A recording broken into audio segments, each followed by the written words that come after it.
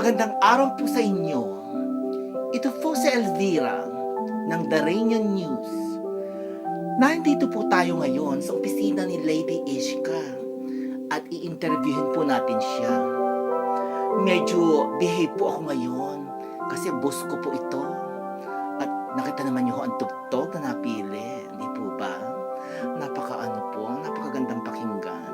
Ay, heto na po siya, dumarating na.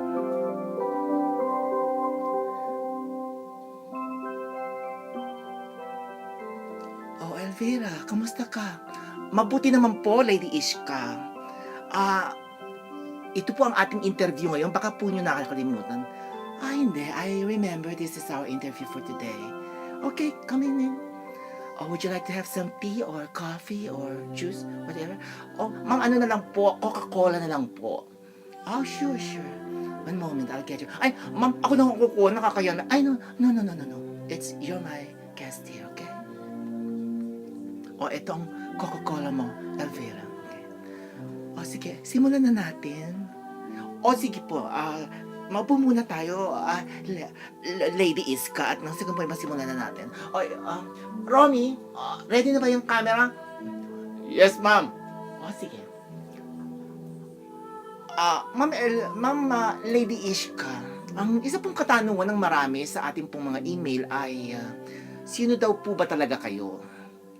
At bakit po nyo naisipan na gumawa po ng ganitong fan page para kay Darren Espanto? Well, I really don't know how to answer that in a very clear manner, but this is really what happened during those time. I mean, I have never met Darren Espanto. I don't know him personally.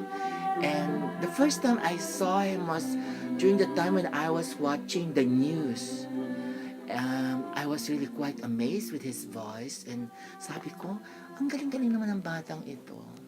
So ano lang yun, after that, it's over na. Then, after another day, I watch him at YouTube. I become very curious. So, I watch him again. So, from there on, lagi kong iniisip siya, tsaka yung boses niya.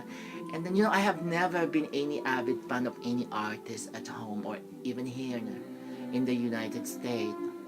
And then, as the day goes by, I can feel that I begin to really love that voice as a son that is. And I said to myself, how could I help him?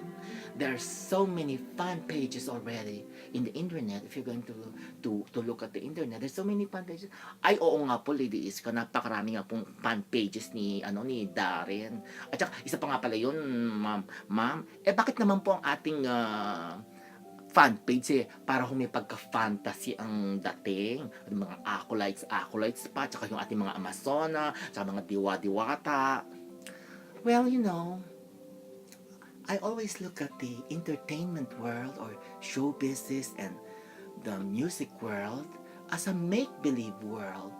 So in my mind, I said to myself, well, after all, Darren is in a make-believe world, so why can't I make a fan page that's also make-believe? So that's how I decided to have a fan page with this kind of theme, fantasy, a make-believe world.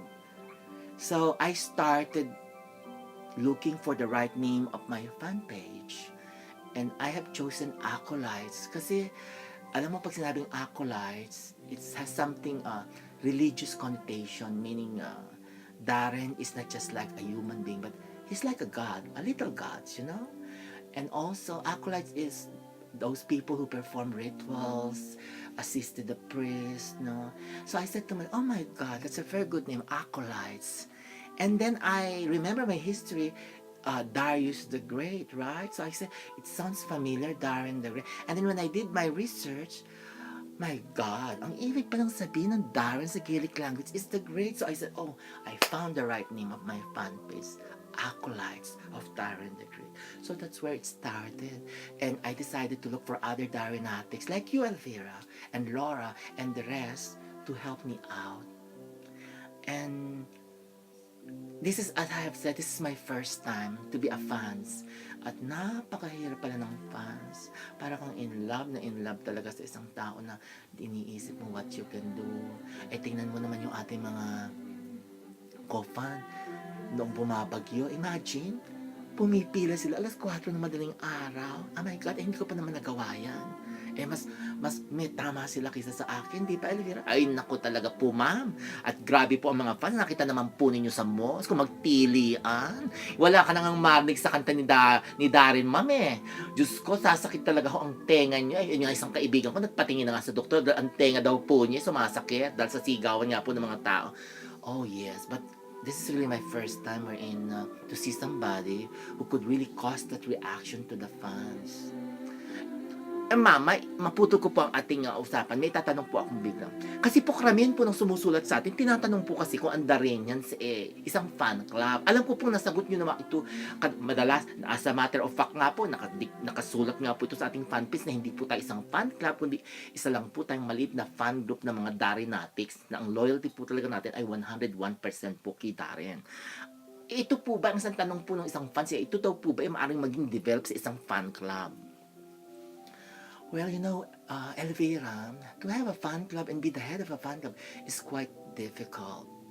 Like, for example, the Darrenatics. The Darrenatics is a very big organization. You don't even know who is the head of the Darrenatics.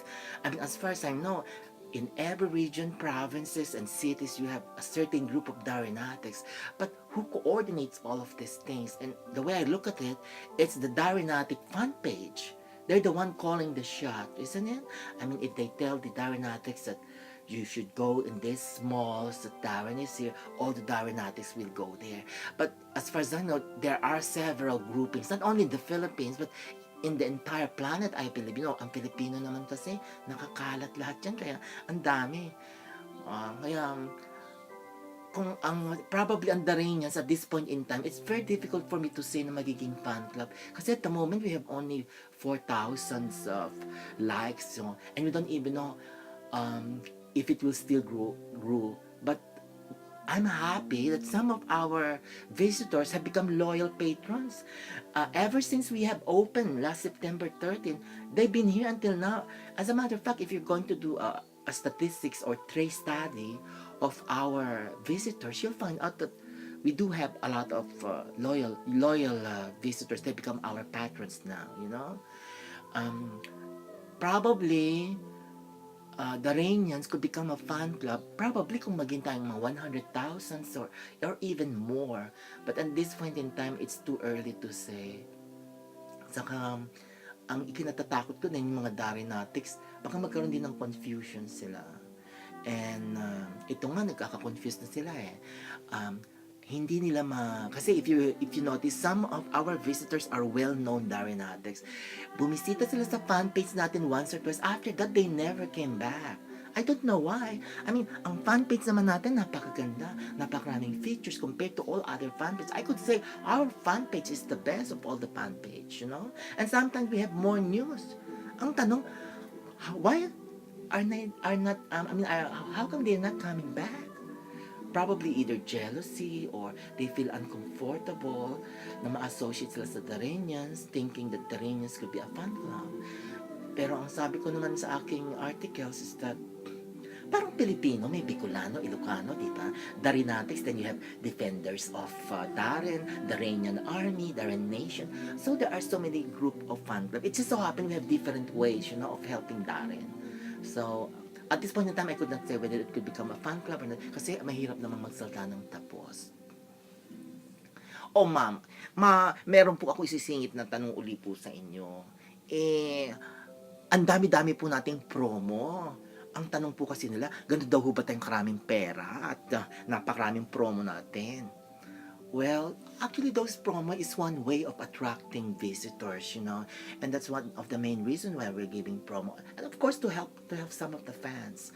And marami naman tayong mga friends who have given some money and financial help to more or less promote this promo. And of course, I would like to thank them all for helping us.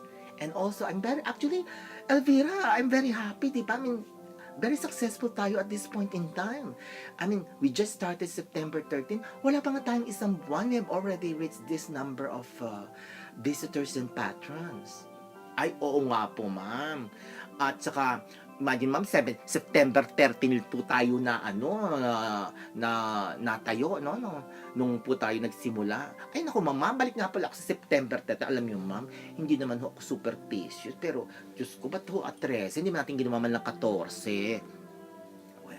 Well, Elvira, alam mo noon kasi very busy tayo. Ang purpose natin is just to put out right away the fan page. And we were not able to check yung date sa kalituhan natin masyado tayong atat na atat noon. So what we did, we just pushed the click on our internet and naipasok agad sa Facebook yung ating mga articles. And before we realized it, it's September 13. Kaya nga yung ibang staff medyo natakot, baka to September. But then, I said, well, remember, Darren is 13-year-old.